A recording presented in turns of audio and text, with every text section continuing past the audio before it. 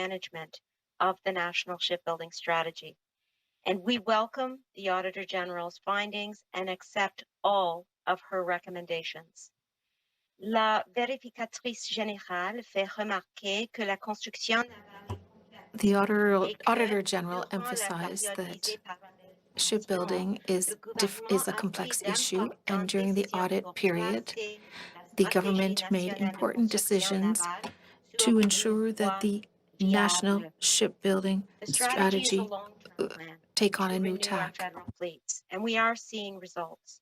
In July 2020, Irving Shipbuilding delivered the first of 6 new Arctic and offshore patrol ships to the Royal Canadian Navy, making it the first large ship to be built for the Navy under the NSS.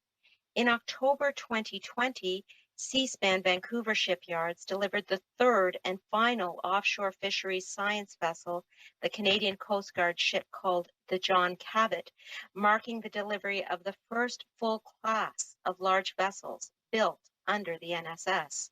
Chantier Davy a achevé récemment la Davy Shipbuilding recently finished the Jean Goodwill Canadian Coast Guard These vessel. are only some of the recent accomplishments of the NSS. Work is underway across the country, and National Shipbuilding Strategy contracts have contributed an estimated $20 billion to the Canadian economy and supported nearly 17,000 jobs. We have made much progress, but the program has not been without its challenges. In the early days, plans and projections were not yet informed by actual build experience at the shipyards, and expertise in Canada was still developing. Entirely new classes of ships were built by new workforces and new shipyards. Mais au fil de l'évolution de la stratégie nationale de construction But as the National Shipbuilding Strategy evolved, Canada and the shipbuilding sites acquired experience. We now have a better understanding of the issues based on sound data, and we are able to build world-class ships. And agree that having complete and reliable schedules is essential for decision making. We also agree that improving risk management tools is essential, and we continue to work with our partners to closely manage the shipbuilding process and to strengthen the overall strategy. For example, we are applying the lessons learned from the original shipyard selection to the process to select a third shipyard. In short, we thank the Auditor General for her recommendations. We are committed to addressing them so that the strategy continues to deliver important benefits for Canadians. Merci beaucoup. Thank you, Megwet. Merci beaucoup, Ministre Leboutier. Thank you very much. Minister Leboutier, you have the floor. Hello. The Canada Child Benefit, or the CCB, is a tax-free benefit paid monthly to eligible families to help them meet the needs of their children under the age of 18. This benefit provides assistance to more than 3.3 million Canadian families every year. In her report, the Office of the Auditor General of Canada recognizes that the Canada Revenue Agency has effectively managed the CCB program, in addition to ensuring that the correct amounts are paid on time to these millions of eligible families. Although the audit findings are generally positive, the report did identify 2 areas for improvement. First, the report recommended improving the documents made available to applicants and the data collected with them. And second, it recommends helping clearing up the confusion over the concept of presumption in favor of the female parent, which is a legal identification used for child custody under the Income Tax Act. The agency has accepted the recommendations, which are in keeping with our People First philosophy. This philosophy motivates us to listen to Canadians, to change our way of working, and to use Canadians' feedback to improve our services. It also motivates us to implement measures that will improve the Canadian child, how we administer the Canadian child benefit, and that includes the messaging on our website and in our guides and forums, as well as offering additional training to application assessors. Moreover, I can assure you that the agency remains determined to protect and ensure the integrity and fairness of Canada's tax regime for all Canadians. Individuals can rest assured that the agency is continuing to review the procedures and communication tools to help eligible Canadians understand how to apply for and receive the Canada Child Benefit. Thank you.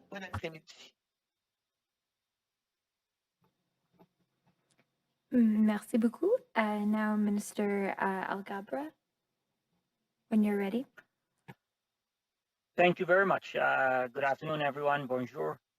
As Minister of Transport, the safety and security of passengers and of the rail transportation system remains my top priority. I'm pleased today to welcome the Auditor General's follow-up audit of Transport Canada's oversight of rail safety. This report focuses on select elements of the Auditor General's 2013 audit. Since the 2013 audit, Transport Canada has taken action to apply all of the report's recommendations to strengthen oversight and improve compliance and enforcement activity. Transport Canada monitors federal railway companies for compliance with rules, regulations, and standards under the Railway Safety Act. We do this by auditing risks and conducting safety inspections. On average, we conduct more than 35,000 yearly inspections and audits on grade crossings, railway tracks, equipment, and operations. In addition, in the last several measures, including regulations requiring rail operators to install video and voice recorders in locomotives, approving new rules to better manage rail worker fatigue, and ordering the industry to improve employees' safety in yard operations. We have also instructed the rail industry to improve how they maintain and inspect their tracks and have placed speed restrictions on trains carrying large amounts of dangerous goods. Transport Canada acknowledges the findings of this report, and we are committed to the continuous improvement of our rail safety program. We are already working to address all of the Auditor General's recommendations to further improve the effectiveness of our safety oversight. Among other measures, we will launch consultations on strengthening safety management systems. We will also be looking for ways to better measure and improve our oversight program. Canada's railway network is the longest in the world and the 5th busiest when it comes to volume of goods. It's equally important to note that Canada's rail transportation system is one of the safest in the world. This is a result of shared efforts between our government and partners, including other levels of government, railway companies, communities, and industry partners. I want to assure you that rail safety is my top priority, and my department is continuously looking for ways to make our railway system even safer for Canadians. I'm grateful for the Auditor General's report and confident that it will help guide our ongoing efforts. Thank you. Merci. Thank you. And now we'll hear from Minister Murray. Hello, thank you for joining us here today, and I'm pleased to respond to the report on procuring complex IT solutions. First, I want to acknowledge that I'm joining you today from my home in Vancouver on the unceded territory of the Musqueam, Squamish, and Tsleil-Waututh First Nations.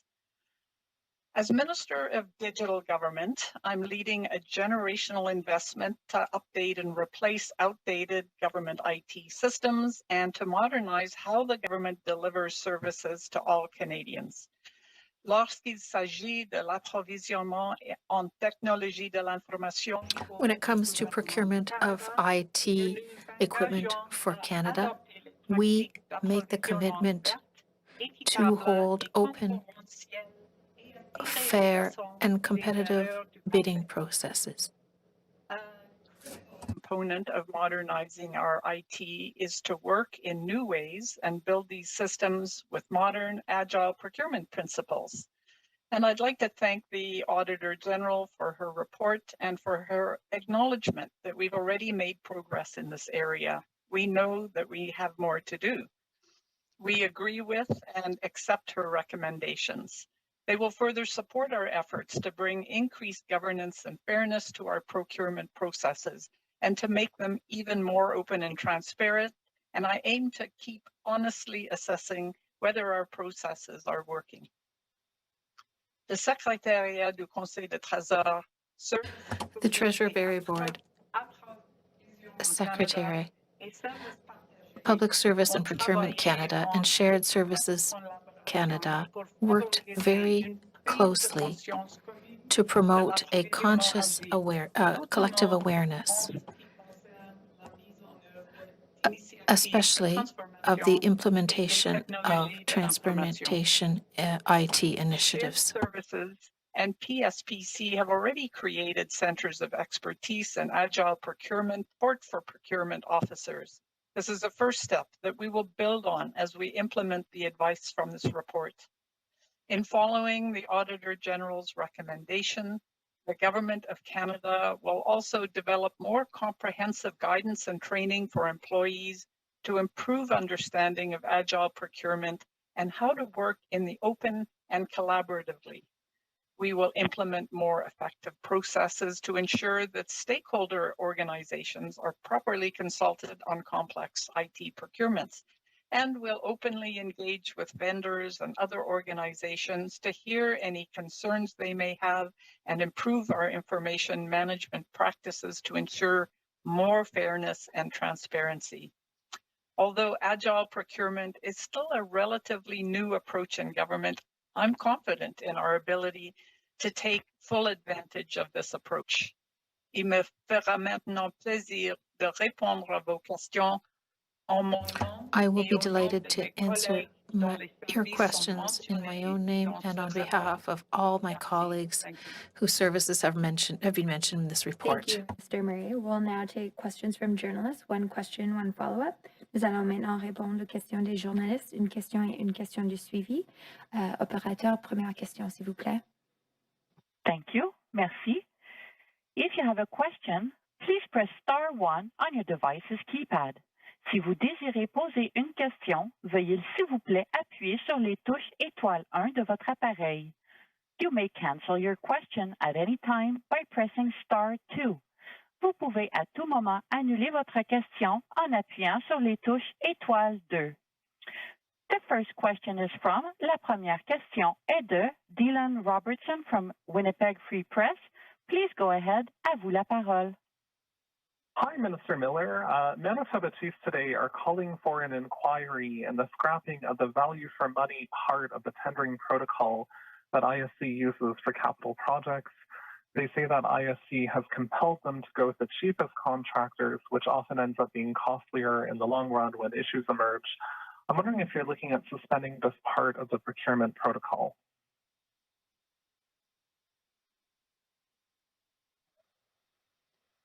Well, thank you for the question, Dylan. And first, there's been a bit of a conflated proposition with the contention that this is about the lowest bidder. There is a value for money proposition in any procurement process that follows best industry practices, but this isn't about going with the cheap option. It's going with the option that suits the First Nations. And over the course of my tenure as minister for the last 15 months, my team and I have been looking into what are those practices, what is the tendering practice. This is open on our website for everyone to consult, but people shouldn't think that we necessarily, or First Nations necessarily, have to go with the lowest bidder. Certainly, over the last little while, I will concede that I've heard some alarming stories. For example, as everyone heard, in and around Niskandiga, and I'm very much open to re-examining not only the policy, but how it's put in effect in regions and through the department. This is a little more complex than simply rolling it up into saying we go with the lowest bidder.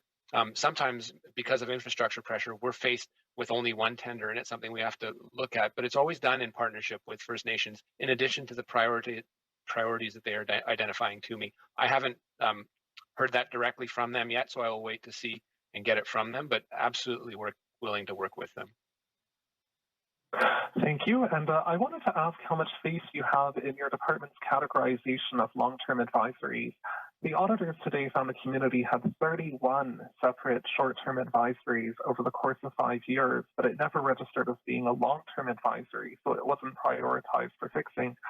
The government's promises hinges on these long-term advisories, but it seems like the goalposts don't necessarily reflect the situation on the ground. I'm wondering if you're going to ask the department to change its definition of long-term advisories or reassess if communities should be under that label. How we categorize long-term water advisories and lifts as well varies a little bit from how the Auditor General does it. And you can look into decommissioning as well as part of that.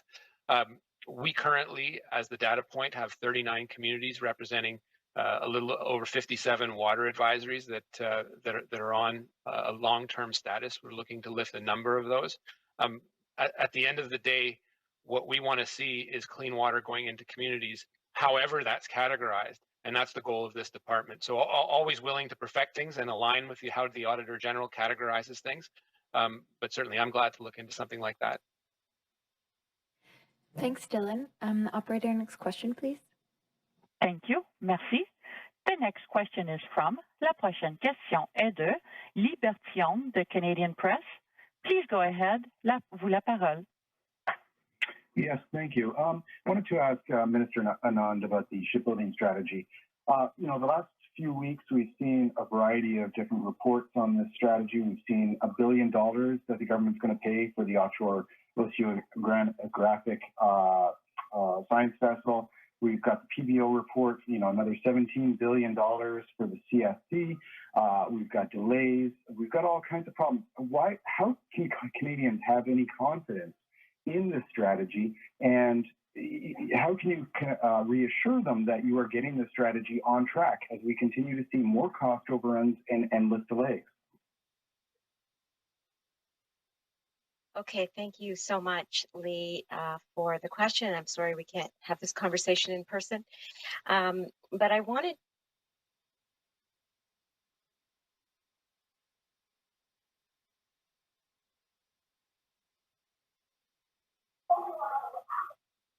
Minister Anand, I think you're on mute. We can't hear you. Oh, je m'excuse.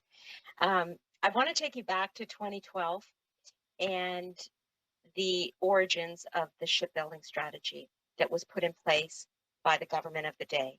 And the idea was, and continues to be, that it is a long-term strategy to renew the fleets of the RCN and the CCG. And the primary purpose, as I'm sure you know, is to ensure that these vessels are delivered in a timely and affordable manner while creating, a sustainable marine industry and generating economic growth for Canada. So on that score, in terms of generating economic growth, with the 17,000 jobs that have been created under the NSS, with the addition of $20 billion to the Canadian economy, the NSS has shown some success. At the same time, it is clear that there are lessons to be learned, and that over time, this very complex process of shipbuilding, which clearly needs to improve, as the Auditor General herself says, is and warrants some improvement. And that is what we are taking from the Auditor General's report today. There are areas of improvement, risk management strategies, delivery schedules, for example.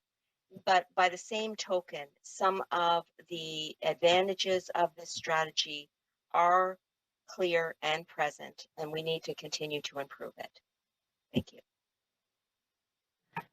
With a follow-up, how much of a mistake was it to try to accomplish three objectives with this strategy?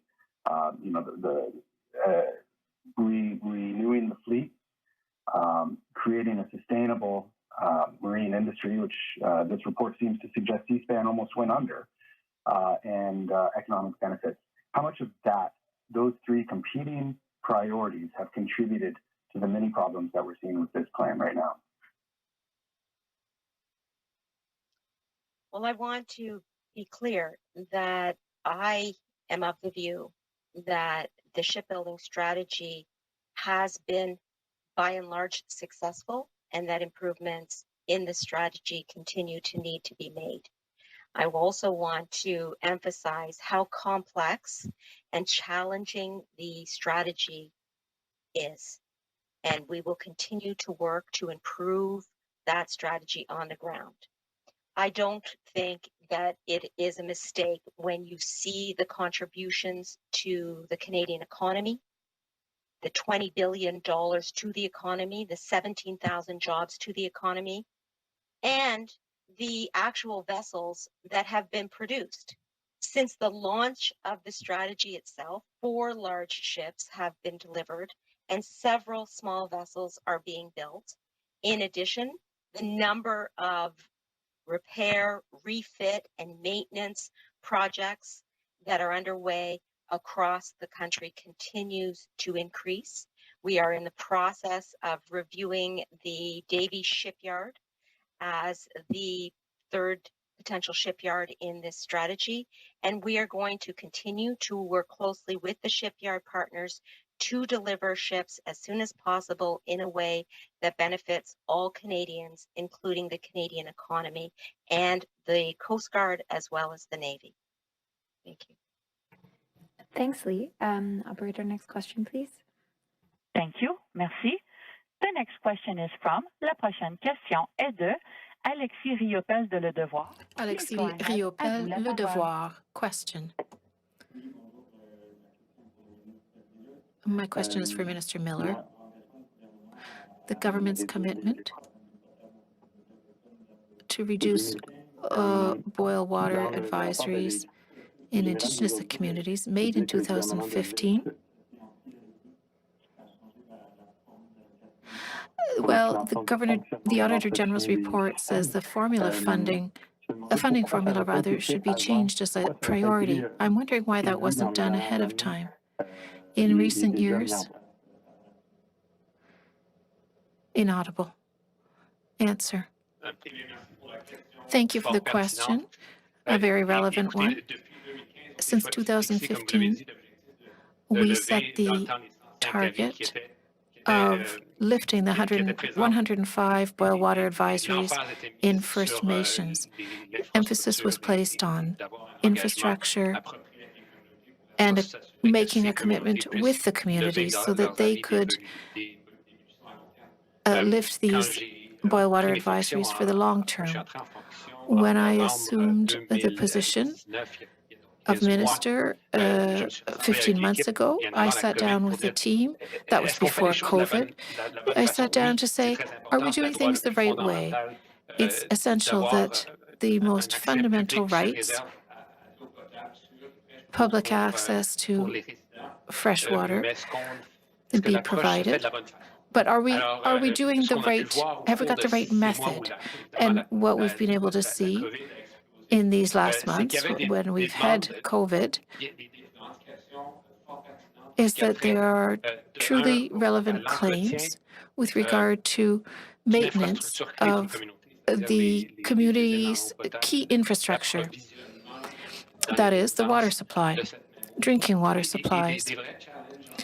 There are also real challenges with regard to the formula that was being proposed.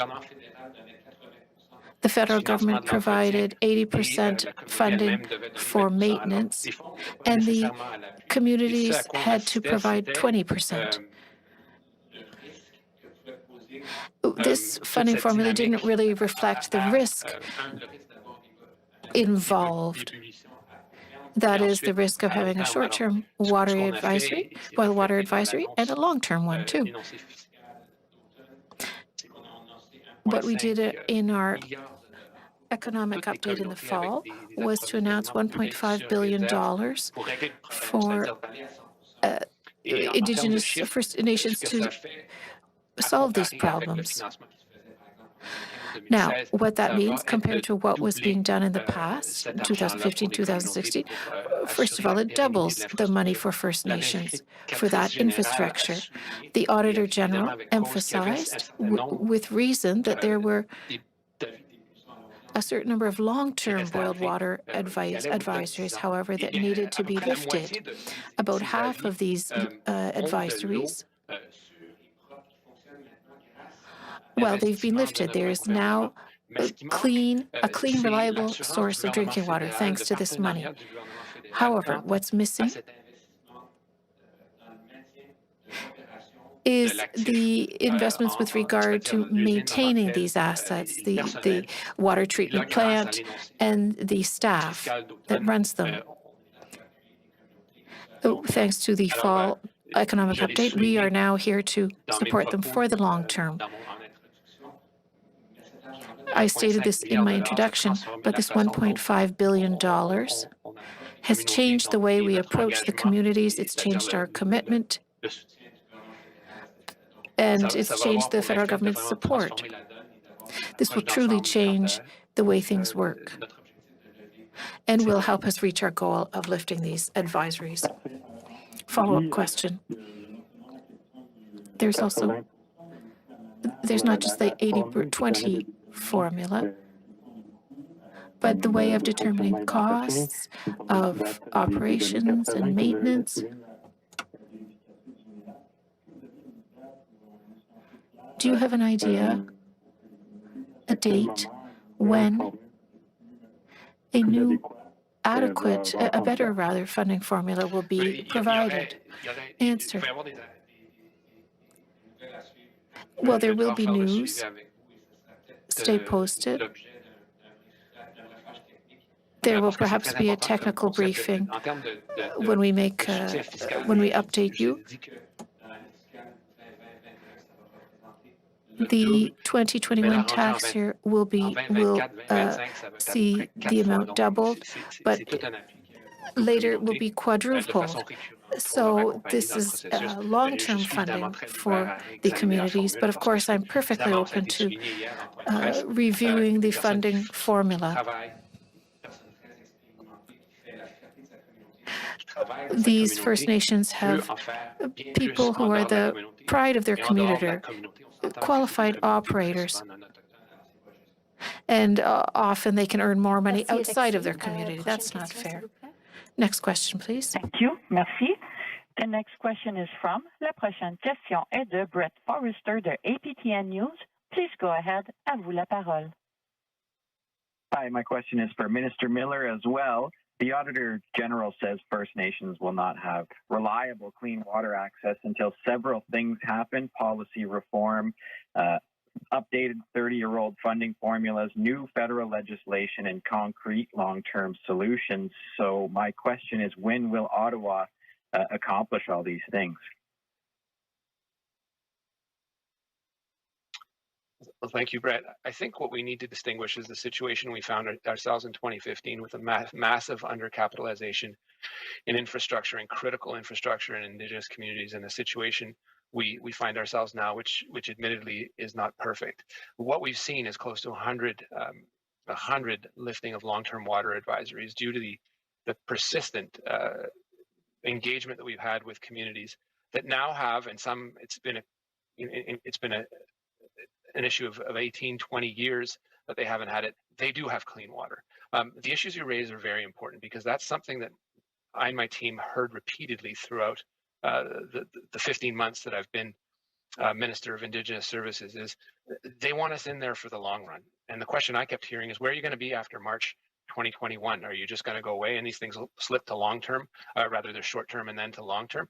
And the work that we did throughout the fall to identify where we need to change things fell squarely in that discussion around O&M, which I get makes a lot of people's eyes glaze over, but that we're talking about fairness to water operators on reserve that could get more off reserve in a non-Indigenous community.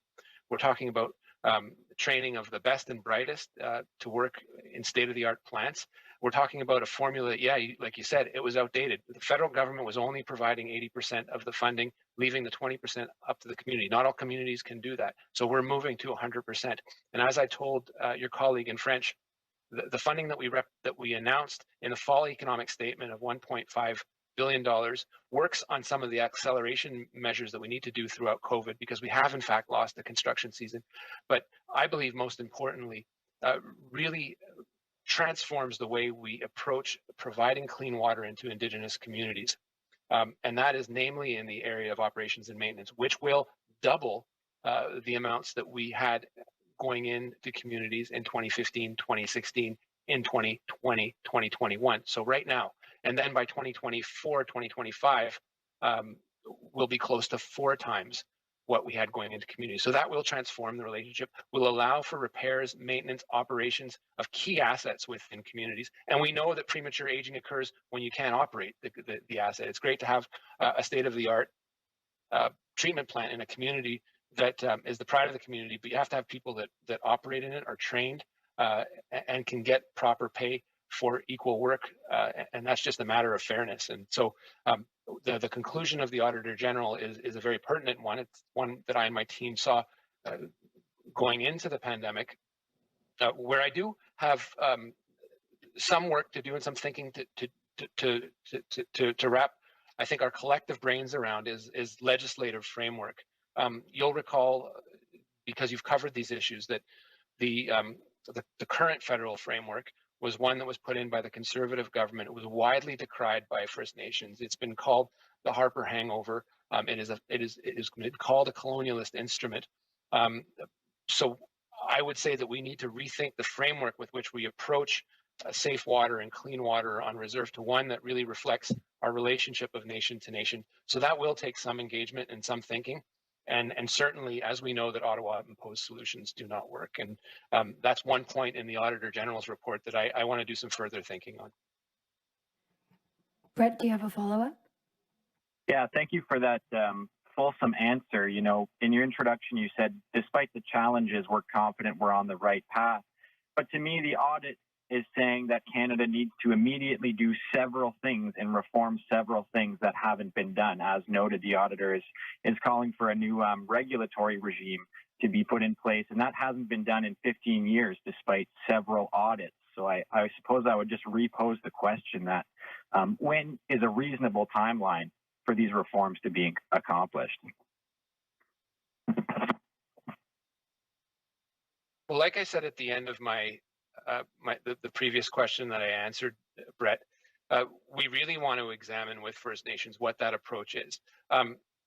We have within Indigenous Services Canada a pretty robust monitoring system and engagement system with First Nations that allows the type of feedback to track waterborne illness, to engage. It's a number of close to 100 dedicated operators across the country that work with First Nations to get data to have constant monitoring and feedback and engagement. What we've seen throughout the pandemic is when we do engage and when we have proper engagement with communities, there are better outcomes. And I think that it would be true with water as well. So whether that is embodied through an enhanced legislative framework from Ottawa, or one that is co-developed and worked with through First Nations, and including the same process on a number of subjects that we've engaged on, self-determination, water authorities that can work faster or on the ground or First Nations led. Those are things that I want to examine. I have a very, very specific goal of ensuring that clean water gets in communities. We have to make sure that it's being done in the right way. And I would put to you that we are close to getting there. We are on a good track. but it is part of the overall approach of ensuring that First Nations have access to safe water. Thanks, Brett. Operator, next question, please. Thank you. Merci. The next question is from La prochaine question est de Ryan Jones from CBC News. Please go ahead. À vous la parole. Hi there. My question is also for Minister Miller, a bit of a follow-up. So as the previous reporter mentioned, one of the issues that the AG identified was the lack of a regulatory regime. So I guess my question is, how is that acceptable, and what are the plans, if any, to set one up to ensure that the rights of First Nations people to clean drinking water are enshrined in law?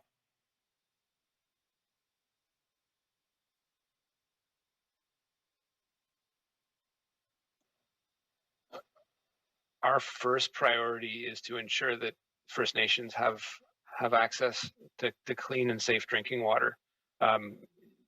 How we do that and how we embody that and capture that as part of a federal commitment is equally important. We know that the previous regime didn't work, was widely decried. We're currently working with the Assembly of First Nations specifically on how that framework would look like. But it is something that they'll have to be a little wider than AFN. And working with regional water authorities this summer, for example, I would note that a regional water authority was launched, First Nations led, in the Atlantic regions, and we're willing to sponsor and participate in many more. We know that First Nations-led solutions lead to better outcomes. It isn't simply a matter of policy that just leads to better outcomes. And so that's something and a path that we want to walk with First Nations. I can't provide you with a timeline. It wouldn't be right. It wouldn't reflect the work that needs to be done and the engagement that I have to hear back from communities that are affected. Ryan, do you have a follow-up? Yeah, I think I'll switch over to Minister Alghabra. You did mention that Transport Canada has begun to, or has addressed many of the recommendations in the previous 2013 audit, but I mean, clearly there's much more progress that needs to be done according to the Auditor General, So I guess just my question, why after so many years is there still so much to do on rail safety? Thank you, Ryan. Look, as I said earlier, safety for rail passengers and rail traffic is my #1 priority. And the Auditor General acknowledges in the report that important and significant progress has been made since the 2013 audit. We've increased the number of inspectors by 50%. We've increased the number of inspections to an average 35,000 a year. We've changed the type of inspection from random to risk-based analysis. We've added extra regulations where we require companies to install voice and video recorders. We've added, introduced measures for fatigue management. We've added measures to improve employee safety in yard operations. We've added restrictions on speed for trains that are carrying dangerous goods. So, but undoubtedly, safety is a continuous improvement project. I welcome the Auditor General's report where she's asking us to go further, and I and the department are committed to implementing those recommendations. Thank you, Ryan. Operator, next question, please. Thank you. Merci. Once again, please press *1 if you have a question. De nouveau, n'hésitez pas à appuyer sur étoile 1 pour toute question. The next question is from, la prochaine question est de Lina Dib de la Presse canadienne. Please go ahead. La Presse canadienne, first question. Go on with that topic you just touched. So, I mean, the minister before you kept saying to us the same thing, safety, the rail safety is my #1 priority. And still, the Lac Mégantic tragedy that was in 2013, and still the AG today is saying you're not doing enough. And actually she's saying that you've done a lot of things. There's a lot of movement, but you have no way of assessing if all these things you're doing are actually having an impact on safety. So what is your answer to that criticism from the AG?